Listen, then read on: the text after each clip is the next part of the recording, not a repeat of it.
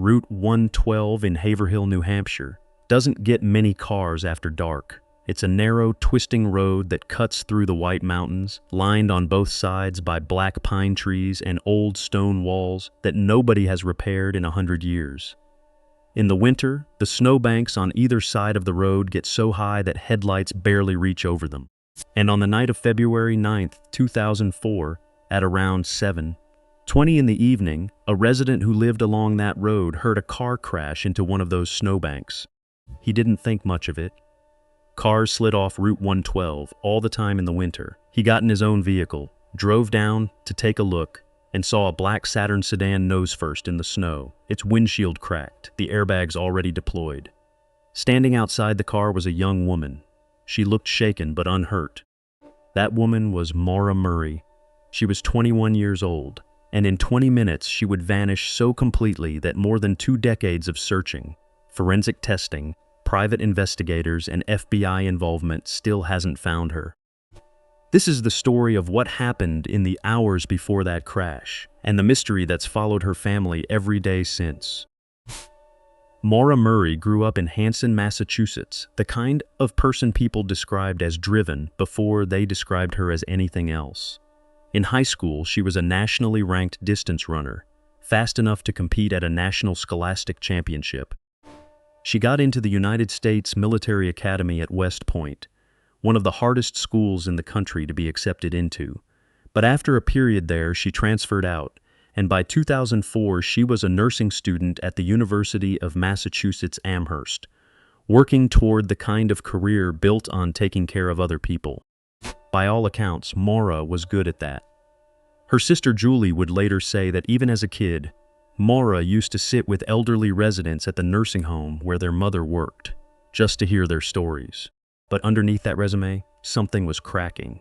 2 days before she disappeared, Maura's father Fred drove down to Amherst to help her shop for a new car.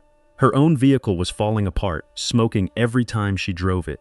That night, Maura borrowed her father's brand new Toyota to go to a party. On the way back, in the early hours of the morning, she crashed it into a guardrail. Damage came in at close to $10,000. Police didn't charge her, but her father would later say she was distraught, that she called him crying, terrified of how disappointed he'd be. 2 days later, she disappeared. On the morning of February 9th, Maura sent an email to her professors and her work supervisor. She said she needed to take the week off. The reason she gave, a death in the family. There had been no death in the family. Before she sent that email, she uploaded a class assignment, like someone tying up loose ends. Then she withdrew cash. Then she bought close to $40 of alcohol, despite being under the legal drinking age. Then she packed her car with an unusual assortment of items: her textbooks, running gear, birth control, and, investigators would later find, accident report forms. Her sister Julie has pointed to that last detail more than anything else. Why would someone planning to disappear forever pack forms for filing a car accident report? To her family, it read like someone planning to come back. At 1 p.m. that day, Maura sent an email to her boyfriend, Bill Rausch. He was a soldier stationed in Oklahoma, and their relationship had not been a simple one. There had been infidelity on his end, and by several accounts, Maura herself had become involved with her college track coach. In the email, she told Rausch she loved him, and that she just hadn't felt like talking to anyone that day.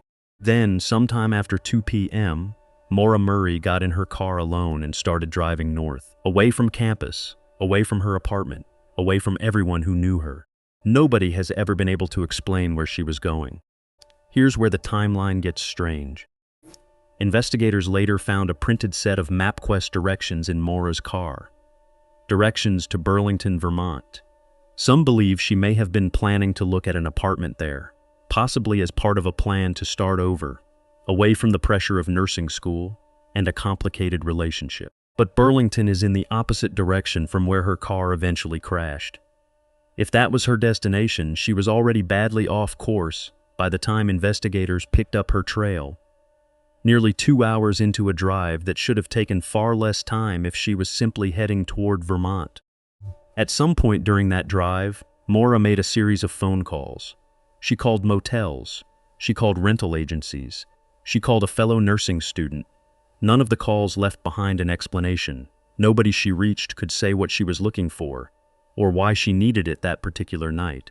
By 7:20 p.m., she was on Route 112, deep in rural New Hampshire, roughly 2 hours from campus, navigating a stretch of road most people wouldn't drive after dark unless they knew exactly where it led. That's when her car hit a sharp hairpin turn and slid into the snowbank. A local bus driver named Butch Atwood happened to be driving home and saw the wreck. He pulled over to help. According to accounts later published in James Renner's book on the case, Atwood asked Maura if she was okay. She told him she was just shaken up. He offered to call the police for her. She said no. She told him she'd already called AAA. That detail has haunted investigators for 20 years, because there's no record that she ever placed that call. Her cell phone shows no such log. If she lied about it, the obvious question is, why would someone stranded, alone, at night, in the cold, turn down help and lie about having already arranged it? One theory, floated later by a private investigator the family hired, is almost mundane. Maura's New Hampshire driving privileges may have been suspended over a prior speeding ticket, and she may have simply wanted to avoid police involvement in a second crash in 2 days. It's a theory that fits the facts without requiring anything sinister at all, but it doesn't explain what happened next. Atwood left. He said later that as he was driving away, he saw headlights coming down the road behind him. Someone else approaching the crash site. He didn't get a good look at the vehicle. At 7:27 p.m., a nearby resident called the police to report the accident. At 7:46 p.m., 19 minutes later, the first officer arrived on scene. Maura Murray was gone. Her car was still there, driver's door unlocked, keys nowhere to be found. Inside were her belongings, the textbooks, the running gear, a bottle of wine, a book about the dangers of hiking alone in the White Mountains. Her cell phone was inside the car too, and it never rang again after that night, not once. Not from anyone trying to reach her. There were no footprints leading away from the vehicle, no signs of a struggle, no blood. Just an empty car in a snowbank, on an isolated stretch of road, in the middle of a rural New Hampshire winter, and a young woman who had, for all practical purposes, ceased to exist in the span of 20 minutes. Search dogs were brought in almost immediately. They picked up her scent moving away from the car, toward the road. And then the trail stopped as though she had gotten into a vehicle. That detail is the center of the entire case. If Maura Murray walked into those woods alone that night, in February, with temperatures well below freezing, searchers would very likely have found her remains within days, or at worst within the following spring thaw. They didn't. Not that spring. Not the next one. Not in 20 years of searching that same stretch of wilderness with cadaver dogs, ground-penetrating radar, and hundreds of volunteers. Which leaves one uncomfortable possibility: that whoever's headlights Butch Atwood saw coming down that road that night wasn't a stranger passing through. It was the last person Maura Murray ever saw. In the days after her disappearance, investigators tried to piece together a motive, and what they found only made the case murkier. There was the pending issue of a credit card, which some sources describe as involving fraudulent charges. A problem that, if made public, could have jeopardized Maura's ability to get licensed as a nurse. Some theorists have suggested this alone was enough motivation for a 21-year-old, under enormous academic and personal pressure, to simply walk away from her old life and start over somewhere she couldn't be found. Author James Renner, who spent years investigating the case and eventually wrote a book about it, leaned toward a version of this theory: that Maura left willingly, possibly with help, and built a new life under the radar rather than face the consequences waiting for her back in Massachusetts. Her family has never accepted that theory. Fred Murray, Maura's father, has said publicly and repeatedly that he believes his daughter was abducted and that she is dead. He spent years personally searching the woods around the crash site, even donating a knife found near the scene to police for testing. A knife connected, in a tangled side story, to a man with a troubled history who lived near the crash site at one point. That lead, like so many others in this case, went nowhere conclusive. Julie Murray, Maura's younger sister, has spent much of her adult life keeping the case alive. She's given interviews, built a public following discussing the investigation, and consistently pushed back against theories that paint her sister as someone who simply ran away. To Julie, the items packed in that car, the accident forms most of all, tell a different story. A young woman planning to return, not disappear forever. There's one more detail that's followed this case for 20 years, and it's the one that keeps true crime communities up at night. A woman who lived near the crash site later told investigators that on the night Maura disappeared, around 8 p.m., shortly after the crash, she heard a sound coming from the woods. She described it as a scream, not a shout for help, something closer to sheer terror. Police were never able to confirm the report, and it's entered the case as an unverified detail rather than established fact. But if it's true, it places someone in those woods, in obvious distress, at almost exactly the time investigators believe Maura vanished.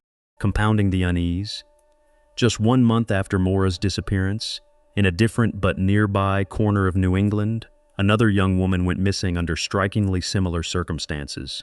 17-year-old Brianna Maitland finished a shift at a restaurant in Vermont, and less than 2 hours later, her car was found abandoned, backed into the side of an empty farmhouse, headlights still on. She has never been found either. Investigators from both states have publicly stated, more than once, that they see no evidence connecting the two cases. No shared suspect, no shared method, no forensic link. But the parallel, 2 young women, 2 crashed or abandoned cars, both vanishing within weeks of each other in rural New England, has never fully faded from public conversation about either case. Over the following 2 decades, nearly every lead in the Murray case has ended the same way, promising and then empty. In 2021, hikers found bone fragments in the New Hampshire woods, not far from where Maura disappeared. For a few tense weeks, her family waited on forensic testing, hoping and dreading an answer. The results came back. The remains weren't hers. In 2022, the FBI issued a national alert renewing public attention on the case, and that same year, police conducted new ground searches in 2 New Hampshire towns based on fresh tips. Nothing came of them either. The case was formally added to New Hampshire's Cold Case Unit in 2009, and as recently as investigators have stated, it remains an active investigation. One they still consider a potential homicide, even though, as one investigator put it, they don't know for certain that Maura is even dead. That's the strange purgatory this case exists in. Not officially a murder, not officially a runaway case, just a car in a snowbank, an empty road, and 20-plus years of silence. Maura Murray's disappearance happened the same week Facebook launched at Harvard, and over the 2 decades since, her case became one of the first true crime stories to be picked apart, theorized, and reinvestigated by ordinary people on the internet, forums, blogs, and eventually TikTok, where Julie Murray now regularly answers questions from a new generation discovering her sister's story for the first time. Julie has said publicly that she wants people engaging with this case to remember something simple. There's a real family behind it, one that has spent every February 9th since 2004 wondering the same thing. Somewhere between a college campus in Massachusetts and a hairpin turn in rural New Hampshire, a 21-year-old nursing student made a series of choices nobody around her fully understood, and then, in the space of 20 minutes, she was gone. No footprints, no struggle, no goodbye. Just an empty car and a family still waiting by the phone. If you have any information about the disappearance of Maura Murray, you're encouraged to contact the New Hampshire Cold Case Unit directly. Somewhere out there, someone still knows what happened on that road.